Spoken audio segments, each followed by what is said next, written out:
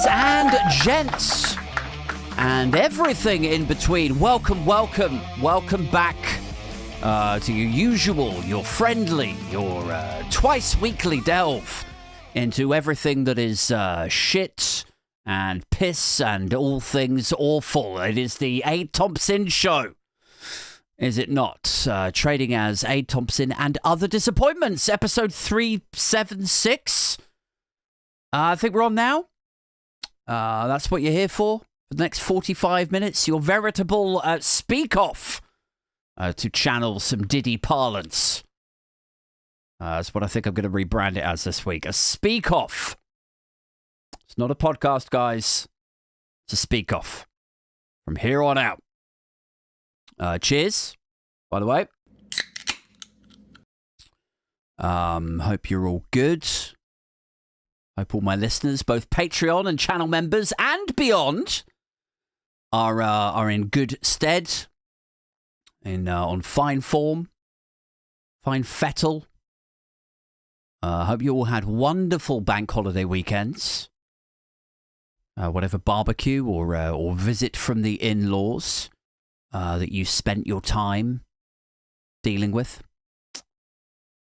I suppose, like, for most of you listening to this, most of you catching up on it after it comes off Patreon and YouTube's membership thing. I suppose for most of you, it will be like, I was going to say Wednesday, it would be like Thursday, right? With a 2-day break. When you're hearing this, most of you. So that means that by the time we get to Thursday, you will certainly be feeling at that stage like you have earned a little break from more of this week's insanity, whatever it ends up delivering. Because already at time of recording, it is like it's Tuesday night now, as I'm saying this stuff to you, and already I feel like we need a break from the insanity. Insanity like Donald Trump calling Vladimir Putin crazy. Which I thought was fun. That's good. Like, for Donald Trump to chastise somebody else, like another political leader, for being crazy, is, that's like Adam Sandler criticizing you for your dress sense, right? Because like Adam, I don't know if you know this about Adam Sandler, but he's famously a very casual dresser, isn't he? Famously, he went to the Oscars in shorts and a hoodie. Not that I'm judging, like, fair play, mate, fair fucking play. Shorts and a hoodie. But amongst all of those rented tuxedos and people being dressed by fashion designer icons, shorts and a hoodie. It's like my uniform these days. So I'm not in any position to judge. But, then if Adam Sandler were to criticize your dress sense, I mean, I think at that point you would know that you had maybe got a bit far, Like, imagine being so poorly or inappropriately dressed that Adam Sandler is like, oh, come on, like, make an effort, And that is like what it must be like if Donald Trump calls you, another political leader, a bit crazy. That is, it's effectively like getting the golden statuette that is like the Randy Quaid Award for mental health. That's what it is. When Donald Trump says that you have he's gone crazy. It's like, you think he's gone crazy. You think that, do you? Okay. All right, then. You, Donny, you with your rumored prescription amphetamine addiction, your irrational behavior, your impulsive conduct, the sociopathy, the family history of dementia. You are diagnosing others. Now, are you? Great. Great stuff. And is it just you, or is it you and Dr. Nick from The Simpsons? You know, that guy off The Simpsons. Hey, everybody. Hi, Dr. Nick. You know that guy. Total quack. Anyway, tonight, guys, what have we got on the agenda? Tonight, I want to thank Joe Rogan. Guys, tonight, you might think I'm being sarcastic, a bit snarky or anything, but honestly, like, I want to truly, honestly thank Joe Rogan, comedian Joe Rogan, for giving us all a bit of comedy relief from the insanity in the first half of this week, because that's what he's done. Comedian Joe Rogan has provided some comic relief for us, you know, because there's a lot of hurt going on out there right now. There's a lot of pain out there in the wider world. You got people driving cars through crowds. You've got free speech ultras cheering on the jailing of rap groups. You've got Emmanuel Macron getting slapped in the face. Like, has everybody seen that, by the way? By the time you listen to this, you will be aware of what I'm talking about. Have you, people on the Patreon and the YouTube membership, have you seen the push, the smashing push at the face?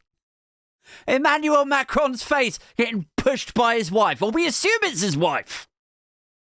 You know, this hand just sort of comes out of left field from behind the wall of the aeroplane, just seems to sort of angrily push it away from her, face over that way.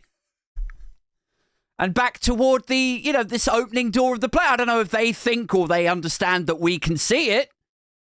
Right? Just push it over that way. Take a look at this shit. They open the door. There it is. Right, look. And he disappears back behind the door again. Is he going to loop it? Here we go. Right, so they open the door. There's a hand. Look at that hand, man. It's so funny. I don't know if you can only hear this if you're listening later, or if you can see the footage of it, or if you have seen the footage. But it's so fucking funny. Just the push and the immediate gesture afterwards, followed by this sort of placid acceptance of it, where it's this is what I deserve that. That is what it smacks of. Is I guess that's what I get. He's really he's done something wrong. He said something wrong, hasn't he? The French president face pushed by his missus, and then immediately wheeled out to smile and greet people nicely. There is not a husband and father out there who hasn't had this exact same thing play out for the Sunday morning family Skype call. Just face pushed onto cam. Just come and sit down and say hello. And the husband's like, oh, God. And she's physically face forcing him into position in front of the camera. He's like, why we got to do that? I could be having a lie-in. And his wife's like, they help us with the kids. And they're taking us on holiday, that's why. And he's like, well, do they want me to just say thank you? And then that's it, we don't have to do this anymore? Or no, they don't want, they don't want you to, I want you to just sit here. And he's like, well, I'm not a fucking doll. I don't want to sit here. Can't you just make a Zoom background in Photoshop where it looks like I'm sat here with you? He's like, no. Just face pushes him onto the camera. Get out there and dance! Face pushed out there by Mrs. Macron. She's like, now smile, motherfucker! is what it looks like. Look, oh man, that is. That is. Anyway, right, what was I talking about? Oh, yes, right. So I wanted to thank Joe Rogan, comedian Joe Rogan, for giving us all a bit of light relief in the first half of this week from all of the insanity. Comedian Joe Rogan for giving us some laughs. Because it was fun to see that he, capital H, has become the latest right-wing gentleman to go Goddy. Woo! Go on, Joe. Yes. Yes, son. Good old Joey Rogan. So that's who now? How many of them have done this? We keeping count? People? I believe it's Tucker Carlson found God. Jordan Peterson qualified as a clinical psychologist, but then refound his faith. It's funny, he sort of identifies as a logician, doesn't he? The common sense, critical thought, all of that stuff, but somehow he does have his Catholic faith. Donald Trump found himself in a lot of trouble with the law and then mysteriously refound his faith. Gabby Hanna, very famous YouTuber, got herself in all kinds of trouble and then refound her faith.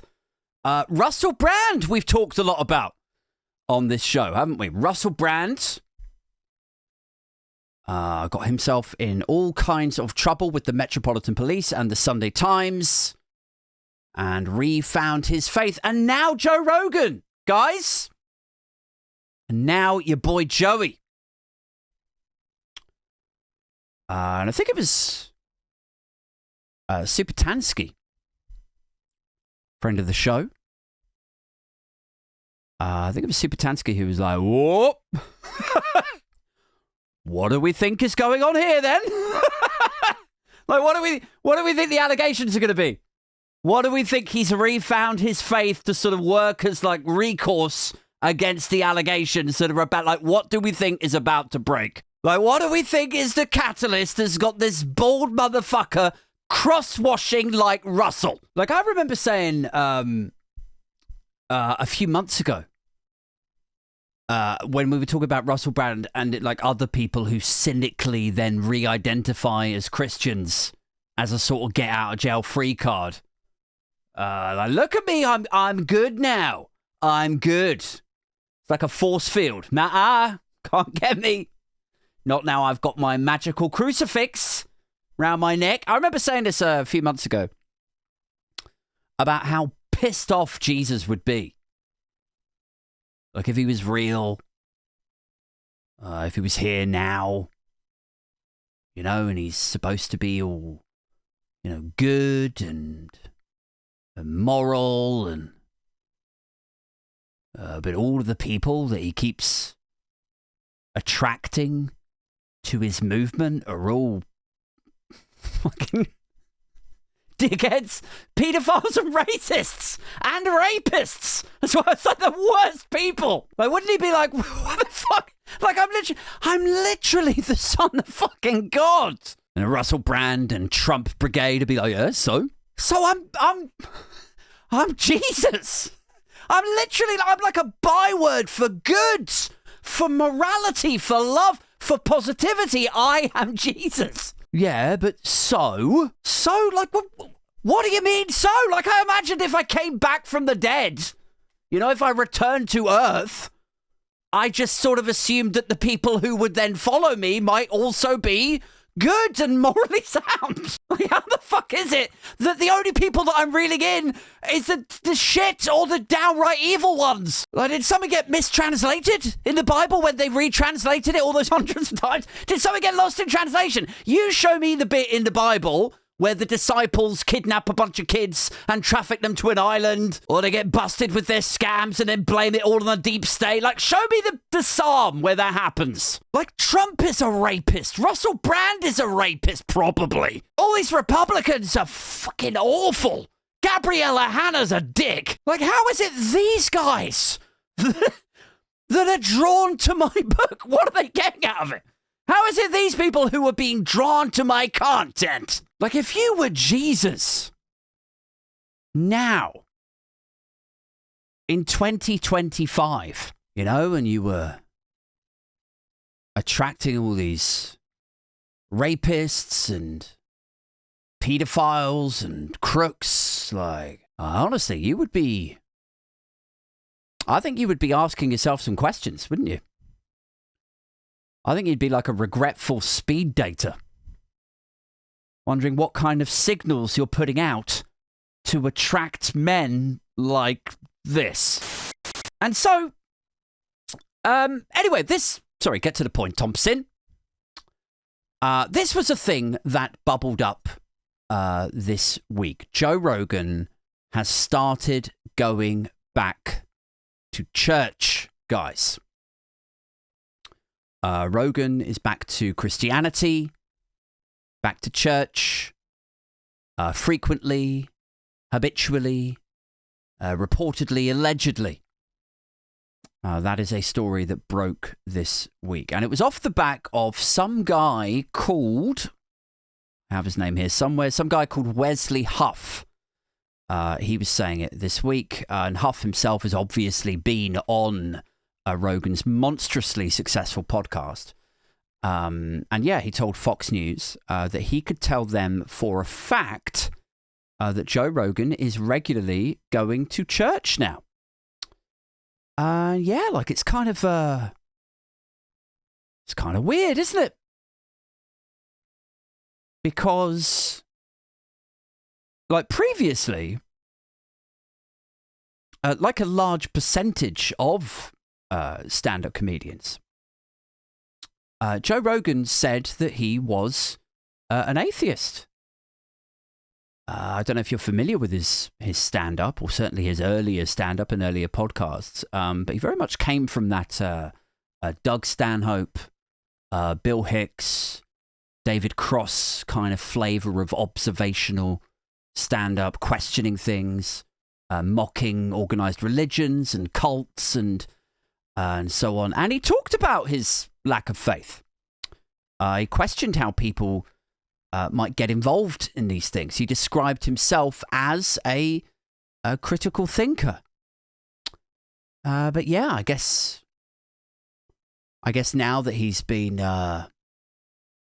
somewhat pilloried and pied off for all the Trump fluffing and the conspiracy theory nonsense, like maybe to survive on that side of the internet, and indeed that side of the culture war, like maybe it's like he kind of has to sort of lean that way too, right? You know? It's like, if you're popular with conspiracy theorists who believe shit no matter all the absences of facts or the reality disproving the theory, if that's your thing, I mean, what could be better than the original fucking 2,000-year-old fiction bestseller itself? What could be better? It's the ultimate conspiracy theory that kind of makes sense. But it's not just Joe that's matured, I guess, would be a generous way of putting it. It's not just Joe that's changed. Credit where it's due. The church has changed too, I guess. Right? The church has changed too of late. Like everybody always used to say, do you remember when they used to say this, news reports, whenever a thing about the Catholic Church came up, or I guess it would be true of Southern Baptists or whatever as well. But they always used to say that the church needs to move with the times. It had become a little bit irrelevant here and there. It needs to update. It needs to reflect the modern world more. And it kind of feels like it has done, maybe. Like a little bit. Like I see Christianity these days as going through its sort of new metal phase. Do you know what I mean? Well, that's what Christianity, that's what the church is going through right now. It's like an update.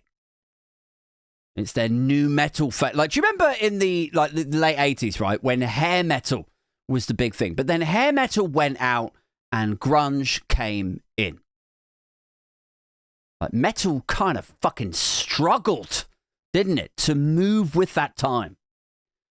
Out went the hair, the dudes with the perms, the misogyny, the blues scale lead solos, the guitar solos, Bon Jovi, Poison, Van Halen. You get the idea.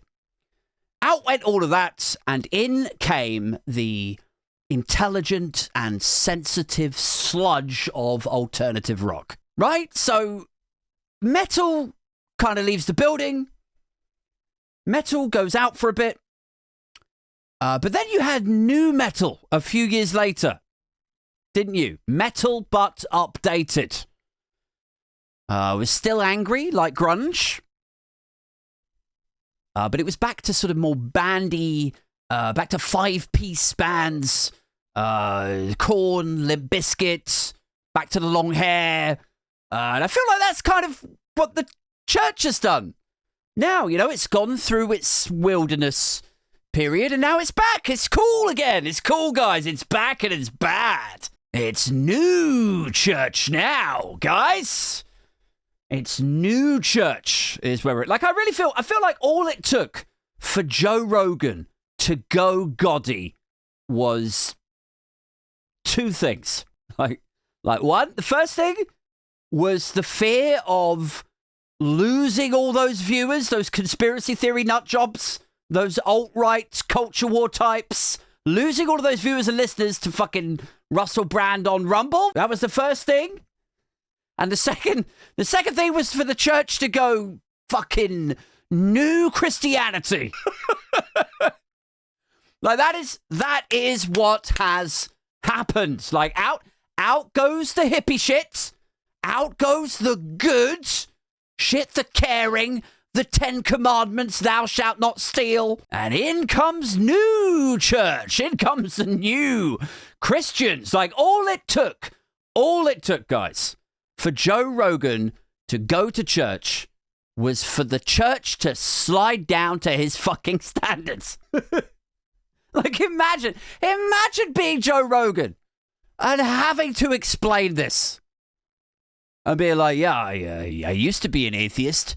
I used to be an atheist and mock organized religions as cults for weak-minded, non-intelligent people. But then they started rallying around rapists and pedophiles, and suddenly it made a lot of sense to me. Suddenly, inexplicably, I had fewer problems with it.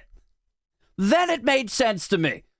When it was the new church I was getting into. Well, you don't have to give up or condemn the bad things anymore. You just wait until the religion and its followers slide down to your level. Or do you know what else it could be? It could be that he's like frog boiled now to such an extent with so many conspiracy theories that now he's actually reached that point where he's like, you know what, this one doesn't seem that batshit to me anymore. I'm ready to believe this one now.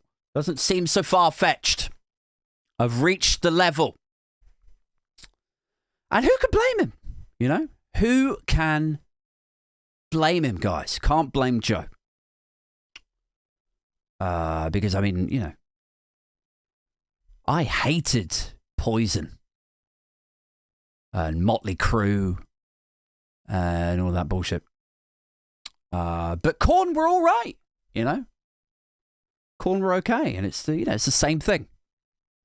It's exactly the same, guys. I mean, it would be kind of funny if they drew the line at Joe. Like, wouldn't that be funny if they drew the line at Joe? What a weird but hilarious flex that would be. You know, hey, I'm ready to come back to church. Not you. Russell and Donald, fine. Not you. They're drawing the line at Joe, guys. You know? You know, you'd have someone from the church approving his application, considering his application. They'd be like, well, you know, I don't know. I don't know about Joey. You know, Jesus was tall. He had long hair, and he was very, very wise. And your boy Joe over there is short, bald, and stupid. So I don't know if it's a perfect fit. Joe's friend is like, well, some people say he's really smart, though. Is that right? Okay, which people? Oh, the ones that refuse to take medicine, and the Candace Owen fans. All right, who the fuck is Candace Owens? Oh, you know, Candace, she was on the news this week. She said that science is a pagan faith this week, and she's done with it. She's done with science. It's a pagan faith. That's what she said. Right, so the stupid people think that Joe Rogan is smart. Great, good stuff. So is that a yes? Oh, God, I don't know, man. Oh, come on. You know, he's a good guy, high profile. Some people say he's smart, not everybody, but he's all right. What do you say? I just, God, has he at least raped somebody? Oh my God. No, I don't think so. Well, then there's your answer. Now fuck off.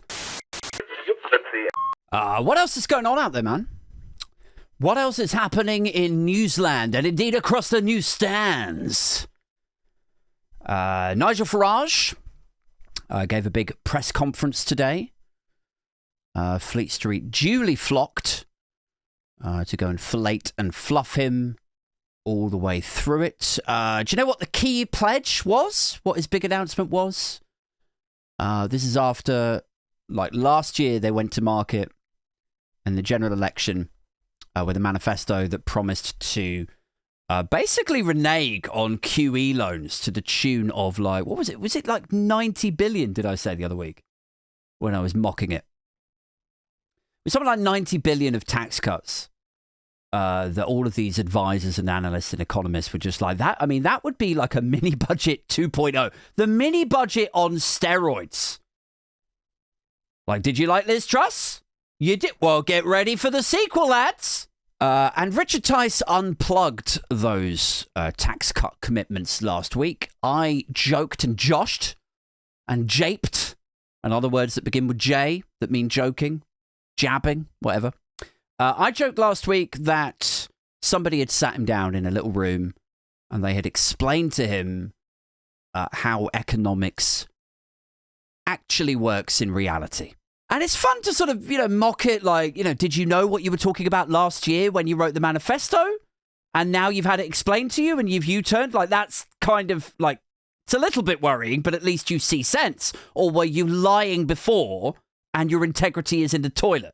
Please, could you confirm or, like, clarify how bad this is? But obviously this being, Farage and Tice and Reform, they weren't challenged. I don't think that news story about them abandoning their tax cuts, I don't think that even, like, bubbled up across anybody's news feeds. I only saw it because it was like a tiny little thing in the bottom right of the Telegraph. So they weren't challenged on that. And now today in this press conference, they've announced £65 billion. Like another shit ton of tax cuts that nobody's challenging them. Like, they're saying that it's to do with, like, oh, if we scrap the net zero agenda, we get rid of DEI. If we, like, I don't even think DEI programs are a thing over here. It's like hearing one of your friends complain about somebody jaywalking. It's not a thing. It's not a thing here. What are you talking about? You're like, how you doing, Dave? Yeah, not too bad. Yeah, sorry I'm a little bit late. Yes, it's not a big problem. Did you get stuck back at the office a little bit late? No, I just missed the green and amber lights at the crossing because some idiot stepped out in front of a couple of cars. He was bloody jaywalkers. And you're like, oh, I'm sorry, Dave. I didn't realise that you commuted back from California. You fucking idiot. And he's like, all right, settle down. Let's just finish up our biz. I can't stay out late, Aid. Can't stay out late because I'll spend all of my money and I need to save some of my money to pay for my alimony. You're fucking what, Dave? My alimony to my ex, to Sandra. You know, I pay alimony for my kids every month. You mean maintenance, Dave? You mean maintenance? It's maintenance, and we don't have jaywalkers here in the United Kingdom. All right, Aid. All right, Jesus, keep your hair on. Anyway, let's finish these up. Which way are you walking? Do you want to come out with me? I'm just going down the sidewalk over there. Well, Dave, what? One more of these. I swear to God, I will feed you your own feet. Anyway, so yes, that's Farage's big thing. He's going to fund £65 billion worth of tax cuts by cancelling DEI, which, again, I don't think that really exists. The Green Revolution program, which was famously or infamously diluted from originally, it was going to be like 28 billion. I think they took it down to 20 billion, didn't they? Apparently, they're going to cancel loads of the asylum system, but asylum only costs like 5 billion a year or 6 billion or something. Like, I don't know how you're going to pay for 65 odd billion pounds worth of tax cuts with basically like 10 billion pounds of cuts. Like, can somebody explain that to me? How does that work?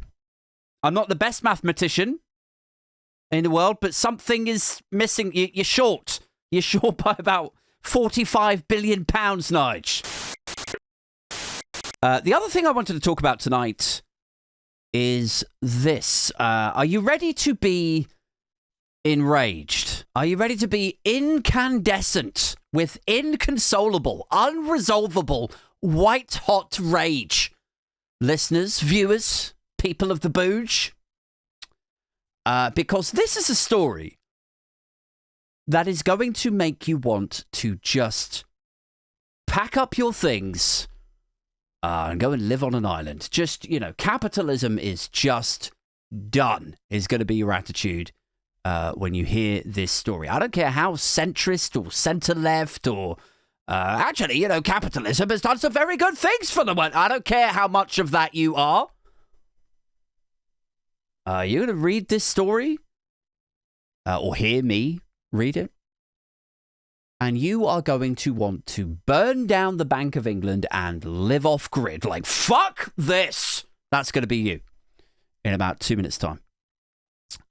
So this is from the Times of India. And the headline is, he sold nothing for over $18,000. Salvatore Garau's invisible sculpture that left the world stunned. He sold nothing for $18,000. Salvatore Garau's invisible sculpture that left the world stunned. An invisible sculpture. It says, in 2021, an Italian artist named Salvatore Garau sold an invisible sculpture called Io Sono, which means I am, for over $18,000, 2021. Honestly, I hate him already. It says, the sculpture doesn't exist physically. There's nothing to see. The buyer only got a certificate proving they owned it and instructions on where to imagine it. On specific, like, where to imagine it. It exists as long as you think about it. Just here. Just stand here and think about it. It says, Garau said the artwork is made of air and spirit. The sale surprised many people and caused a lot of debate about what can be considered art today. It's like, are you fucking joking? Like, I can't even get to 10,000 subscribers. A little plug there. You know, make sure you're subscribed and all of that. Obviously, please join the Patreon and all of that as well. But yeah, when was this? 2021, right?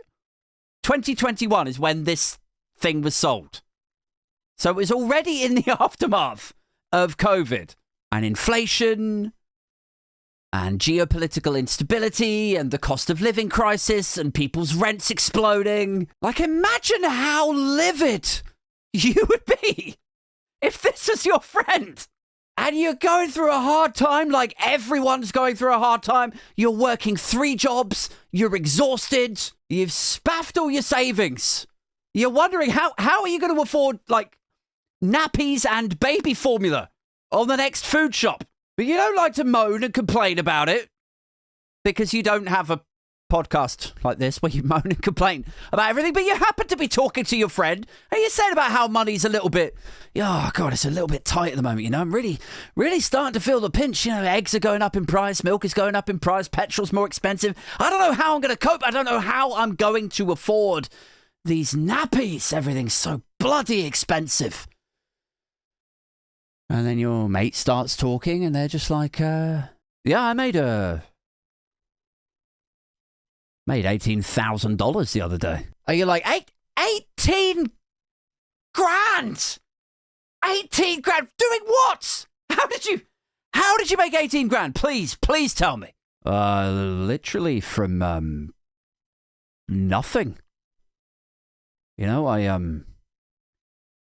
just said nothing, was a sculpture. Right. And I wrote a little plaque. To put down in front of it at the exhibit, and I said it, you know, opened questions about what could be constituted as art. Somebody fucking bought it. Wouldn't you be like, oh, I'm sorry. Wait, run that past me. Like, I'm sat here selling pictures of my arsehole on OnlyFans, and you've sold literally nothing for $18,000. Yeah. Yeah, it's funny old business, art, isn't it? But God bless capitalism, etc., etc. It says the sale came with no frame, not even a frame. Came with no frame, no form, and no physical manifestation. Like, how can it be this hard to do a podcast for payment? How can it be this difficult to get paid for it? How can it be this hard to get cash for your content when you got art collectors throwing 18 grand at a piece of art that isn't even a piece of art? How is that those things possible? No, I'm not bitter. I wish the artist every success. It says all the buyer received was a certificate of authenticity. Like, why even bother? Why even fucking bother with the certificate of, like, who's going to copy it? How would you know if it was real? If it's a copy, like, oh, that's not the real one. How can you tell? Well, it's got a blemish. It's got a blemish on it. Oh, no, it doesn't. How can you see the blemish? Like, it's literally fucking invisible. It doesn't even exist. Like, that's the whole point. Is that it's invisible. The only thing that isn't invisible is the fucking certificate saying that it's the real thing. And if that's the only physical manifestation, then I don't know, like, have you got a certificate of authenticity for the certificate of authenticity? Well, well, then how could you ever know with no physical manifestation? Like, it's not actually that different to Joe Rogan going to church. Really, is it? If you think about it. You know, you throw a few thousand in the collection basket.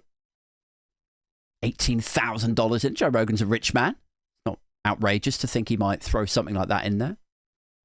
Throw a few grand in the collection basket. What do I get for that? You get salvation from Jesus. That's what. Oh, cool. Where is it? It's just think about it. Just imagine it. Oh, right. Okay. Are you sure? Are you sure I get forgiveness and salvation for my 18 grand? Yeah. Yeah, definitely. I could see him next to you right now. He's right there. I'll write you out a little certificate for him. A certificate or receipt. Anyway, it says all the buyer received was a certificate verifying the existence of something the naked eye will never see. The controversial piece has since ignited a passionate global conversation about what constitutes art, the evolving nature of value in creative works, and the metaphysical dimensions of expression. Wow. And I'm just checking here. I'm not I'm not accusing him. The artist. Garau, his name was, right? Salvatore Garau. I'm not suggesting that he is or anything. I have no reason to believe that he would be. But we are, like, positive that this isn't just money laundering, are we? We're not.